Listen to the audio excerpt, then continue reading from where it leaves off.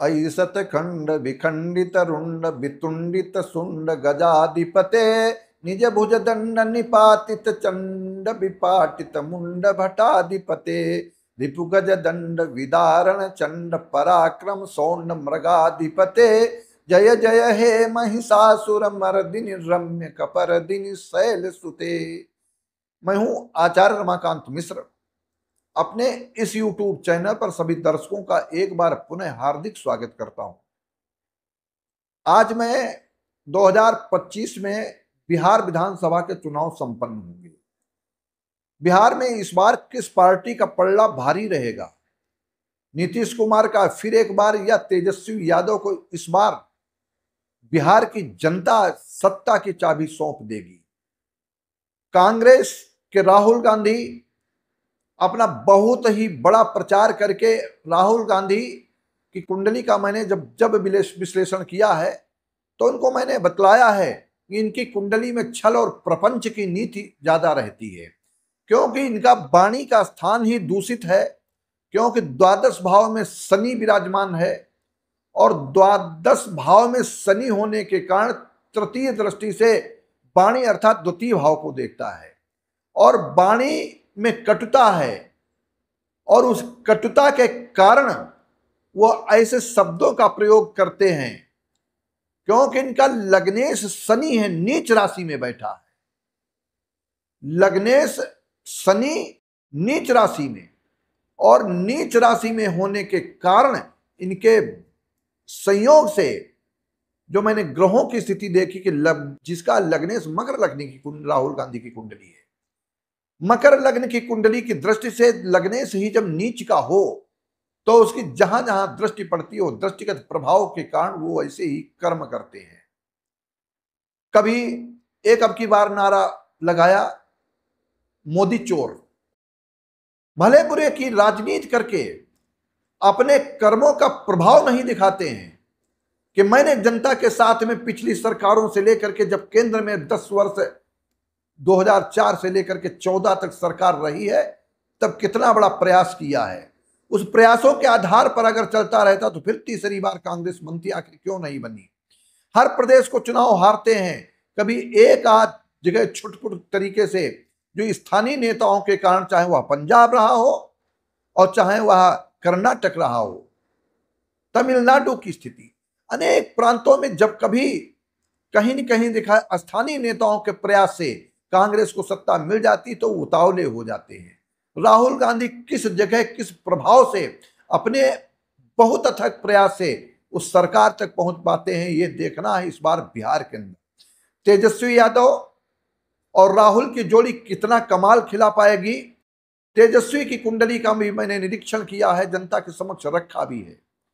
इस बार का चुनाव वर्तमान समय में 1 मार्च 1951 को मिथुन लग्न में दिन के 1:20 पर जब बख्तियारपुर बिहार में नीतीश कुमार का जन्म होता है, तो जन्म के समय की लग्नेश का भाग्य स्थान पर था 9 भाव में 4 ग्रहों के साथ में युति करना ही अपनी जगह पर एक माने रखता है। साथ ही साथ उच्च राशि में शुक्र है, मंगल के साथ में युति कर रहा है कर्म भाव। इनका एकादश भाव भी मजबूत है। और साथ ही साथ कहना चाहिए कि जिन जिन ग्रहों के प्रभाव से नीतीश कुमार अभी तक जनता की सेवा करते रहे, या कहें कि अपनी एक ऐसी कूटनीतिक चाल से कभी एनडीए को धोखा, कभी तेजस्वी यादव की पार्टी अर्थात लालू प्रसाद यादव की पार्टी को धोखा, लेकिन आगे क्या ये राहुल की और तेजस्वी की जोड़ी बिहार के अंदर एक नया गुल खिला पाएगी? वोट चोर, वोट चोर, वोट चोर। अगर वोट चोर की वास्तविकता है तो मैं ज्योतिषीय दृष्टि से आकलन इसलिए करता हूं कि राहुल गांधी का लग्नेश चतुर्थ भाव में नीच राशि में होकर के इसलिए या इस छल प्रपंच की नीति अपनाते हैं। तो राहुल गांधी अपने व्यक्तिगत तौर पर बिहार में सफल नहीं होते हुए दिखाई देते हैं। अब रही बात तेजस्वी की, तेजस्वी का अथक प्रयास होगा और प्रयास इतना प्रबल होगा तब उनको एक बैसाखी का सहारा राहुल गांधी के रूप में कुछ परसेंट वोटों के आधार पर मिलता हुआ दिखाई देता है।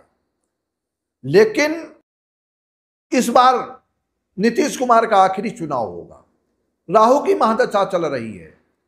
राहु की महादशा में अंतर जो वर्तमान समय में शुक्र का 2026 के जून माह तक रहेगा, और यह अंतर प्रत्यंतर उच्च राशि में शुक्र बैठा हुआ दशम भाव में नीतीश कुमार का। राहु भाग्य स्थान पर है। जन्म के समय भी राहु इसी स्थान पर अर्थात नवम भाव में बैठा था। आज भी नवम भाव में ही राहु गोचर कर रहा है कुंभ राशि में। सातवीं दृष्टि से पराक्रम को देखता है। अपनी मेहनत, अपनी पराक्रम, कार्यकुशलता के कारण नीतीश कुमार का वर्चस्व व्यक्तिगत के तौर पर अगर देखा जाए तो व्यक्तिगत तौर पर इनका पहले से सीटें अधिक प्राप्त होती हुई दिखाई नहीं देती हैं।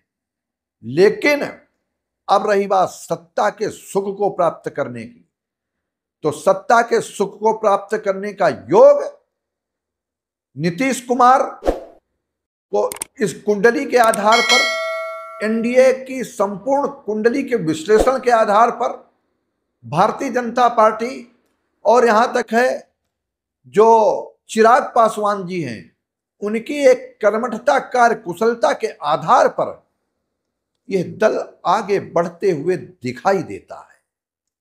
कितनी सीटें किसको प्राप्त होंगी, आप जो हमारे परमानेंट दर्शक हैं, मैंने एक एक सीटों का उदाहरण, कभी कभी कुछ लोग जो नए जुड़ते हैं या किसी बहकावे या कांग्रेस के लोग विचारधारा के या किसी उल्टी विचारधारा के आधार पर कहने लगते हैं कि कोई ऐसे कमेंट करते हैं।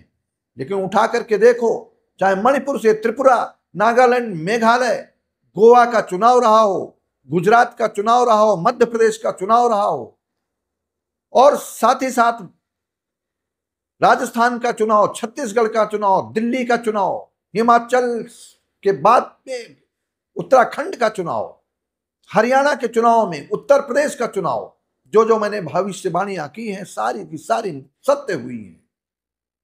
अब एक आध भविष्यवाणियों का आधार रखा है तो इसलिए मैं कहता हूं 99% आज तक भविष्यवाणियां सत्य ही हुई। और सत्यता के आधार पर फिर एक बार कहता हूं कि नीतीश कुमार जी का मीन राशि में शुक्र जन्म के समय था।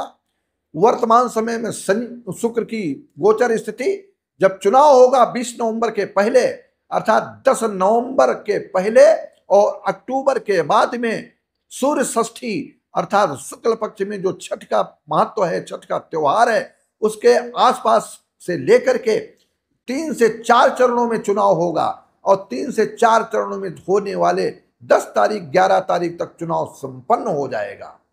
और आने वाला भविष्य एक बार फिर एनडीए के पक्ष में जाता हुआ दिखाई देता है।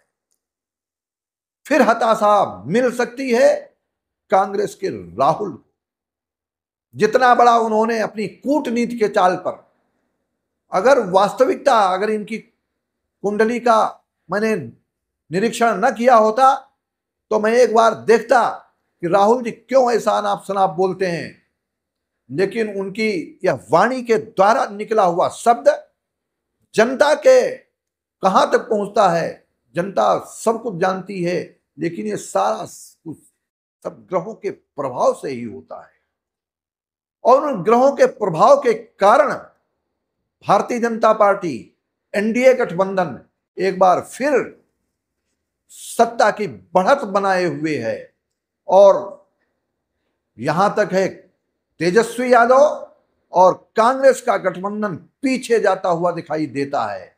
चुनाव में सफल यह दोनों का गठबंधन, तेजस्वी और राहुल का, पीछे रहेगा। आज इस वीडियो के माध्यम से जनता के विशेष आग्रह के कारण मैं आपके समक्ष इस शब्दों को रख रहा हूं।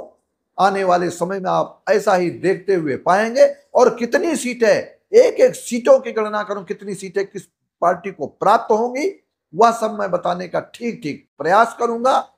तब तक आप सबसे मेरे विशेष आग्रह, विशेष निवेदन है कि हमारे इस चैनल को अधिक से अधिक सब्सक्राइब करें और वीडियो को शेयर करें, जनसमूह जनता तक, एक एक बच्चे मात्र तक पहुंचाएं, एक एक वोटर तक पहुंचाएं कि आचार्य रमाकांत मिश्र के द्वारा कहा हुआ जो शब्द है वो कहां तक सत्य होता है। आप सबसे फिर समय समय पर मिलता रहूंगा। तब तक बहुत बहुत आप सबके लिए धन्यवाद।